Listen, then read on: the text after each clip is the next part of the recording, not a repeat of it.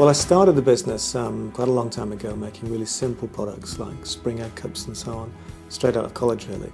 And gradually it's developed into quite a diverse portfolio of tabletop items through to furniture, through to fashion accessories like watches and cufflinks and so on. And as it's grown, there's been a requirement to finance the development costs of the product, the marketing into really high-grade retailers like John Lewis, for instance. And then it's important, if you've got that level of market clout, to service the customers well. And that requires finance, and that's really why I went to FW and said, this is where I'm at, and this is what I need, and can you help? I was able to go there with a proposition that was clearly thought through, commercially strong, and they very quickly gave me a response on the fact that they could help.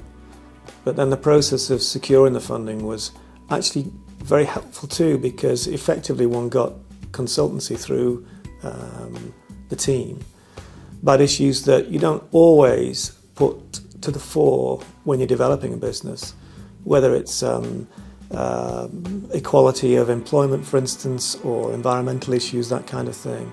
The process of securing the funding through the European offices required really that one had to address those issues, and because they're not always front of mind, they can get overlooked.